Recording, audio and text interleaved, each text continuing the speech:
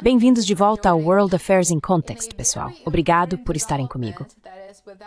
Em um desenvolvimento muito importante, que sem dúvida está sendo acompanhado de perto pelos mercados globais, a China aprovou um número limitado de exportações de terras raras após uma conversa telefônica entre o presidente dos Estados Unidos, Trump, e o presidente chinês Xi Jinping. Essa medida é vista como um gesto de boa vontade antes de negociações comerciais críticas com os Estados Unidos.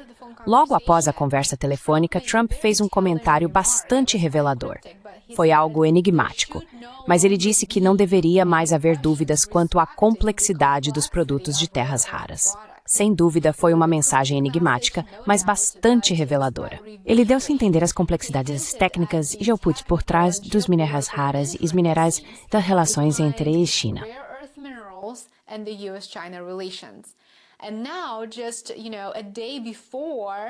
E agora, apenas um dia antes das delegações americana e chinesa se encontrarem em Londres para uma nova rodada de negociações comerciais, a aprovação de exportações seletivas pela China está sendo interpretada como um sinal muito sutil, mas bastante importante, de que a China está disposta a ceder e a trabalhar com os Estados Unidos. É um sinal muito importante. Essa decisão marca uma mudança sutil, porém significativa, em um impasse que já dura meses sobre o fornecimento de elementos de terras raras, aqueles 17 minerais críticos usados em tudo, desde veículos elétricos e turbinas eólicas até smartphones e sistemas militares avançados. Eles são usados em tudo. E nem precisa dizer que isso não se trata apenas de pedras sendo extraídas do solo.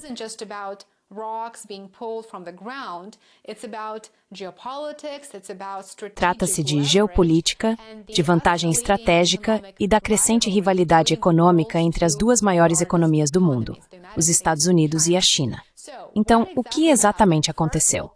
Primeiro, vamos falar sobre os minerais de terras raras e depois discutiremos as negociações comerciais. Em 7 de junho, Pequim anunciou que havia aprovado alguns pedidos para exportação de minerais de terras raras.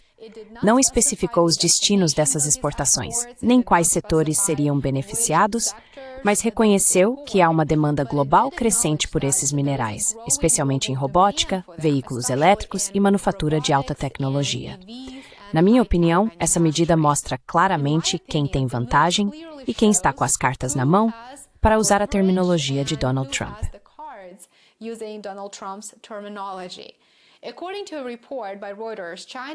De acordo com um relatório da Reuters, a China emitiu licenças temporárias de exportação para fornecedores ligados às 3 maiores montadoras dos SUVs.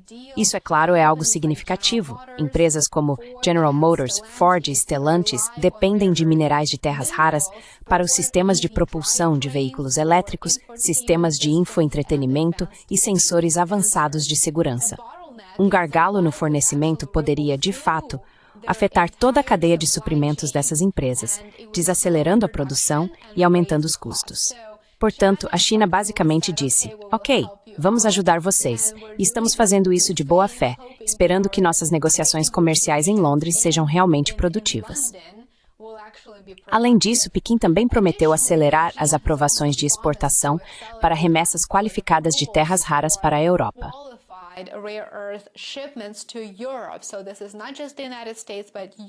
Então, não é só os Estados Unidos. A Europa também está se beneficiando disso. E esse é outro sinal de que a China está indo para as negociações comerciais em Londres de boa fé, com esperanças de que ambos os lados possam avançar de maneira positiva, sem aumentar ainda mais as tensões. Isso, é claro, ainda precisa ser visto. Acho que há muito em jogo. Então, o que está em jogo nessas negociações? Bastante coisa. Autoridades dos Estados Unidos têm sido cada vez mais vocais em sua frustração e opiniões negativas sobre a China nas últimas semanas. Já relatei isso várias vezes. Autoridades dos Estados Unidos acusaram a China diversas vezes de voltar atrás em compromissos assumidos no mês passado em Genebra. Kevin Hassett, principal assessor econômico do presidente Trump, disse em uma entrevista à CBS que, embora os embarques tenham aumentado, já estão trombar desses níveis meus lados do BTT.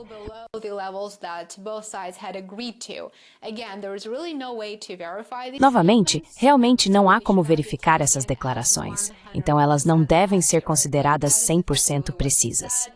Mas foi basicamente isso que ele disse.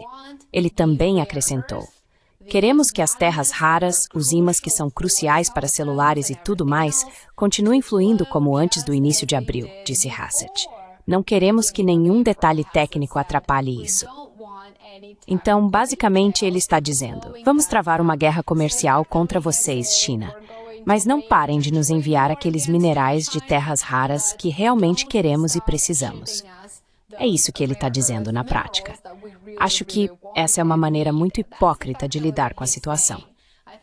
Agora, a China, por sua vez, disse que os Estados Unidos estão tentando desestabilizar ainda mais as relações.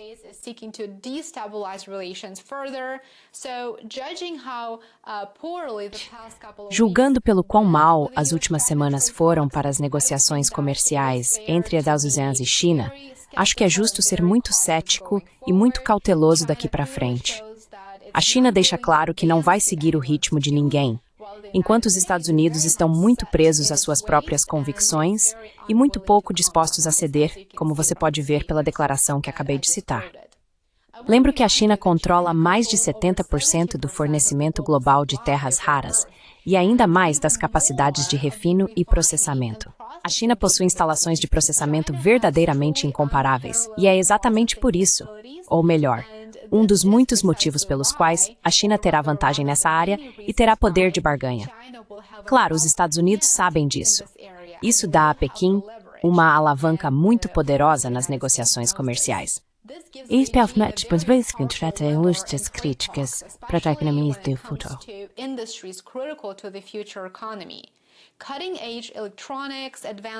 Eletrônicos de ponta, baterias avançadas, infraestrutura de energia verde e tecnologias de defesa.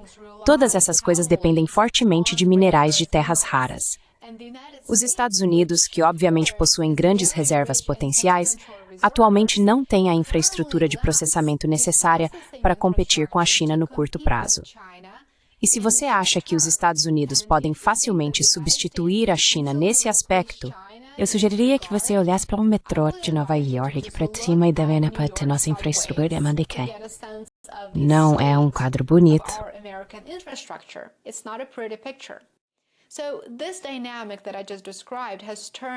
Essa dinâmica que acabei de descrever transformou as terras raras em um novo aspecto-chave das relações entre a ASEAN e China, somando-se a uma lista crescente de questões que inclui semicondutores, tarifas IA e, claro, tensões militares no Mar do Sul da China, além de muitos outros temas que talvez não possam ser resolvidos a menos que, argumentavelmente, os Estados Unidos os abordem de uma perspectiva realista, sem arrogância. Por sua vez, a China também está caminhando em uma linha muito cuidadosa. Por um lado, quer demonstrar cooperação, quer mostrar que está disposta a se engajar diplomaticamente, o que faz todas as vezes, especialmente se espera reduzir algumas das tarifas e restrições tecnológicas impostas por Washington. Por outro lado, a China defende seus próprios interesses, como deve fazer, assim como os Estados Unidos.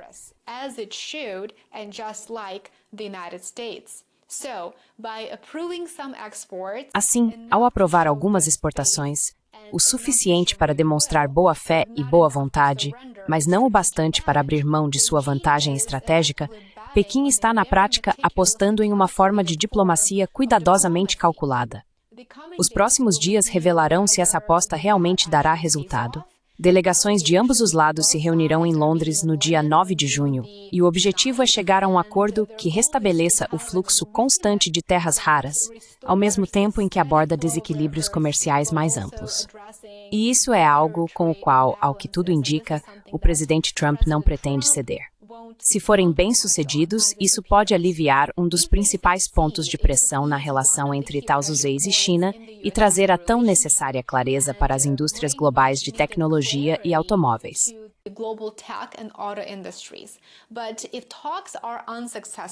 Mas se as negociações não forem bem-sucedidas, o fornecimento desses minerais críticos pode mais uma vez ser pego no fogo cruzado. E com isso, é claro, o ritmo da inovação em vários setores estratégicos, dos quais os Estados Unidos dependem fortemente. Portanto, como você pode ver, a situação não poderia ser mais importante. Como sempre, estaremos acompanhando de perto. Muito obrigado por me acompanhar hoje. Lembre-se de mostrar seu apoio. Isso realmente faz toda a diferença. Curta, inscreva-se e compartilhe. E assine no Substack e no Patreon. Você encontrará esses links na descrição do vídeo abaixo. Eu adoraria ver você por lá também.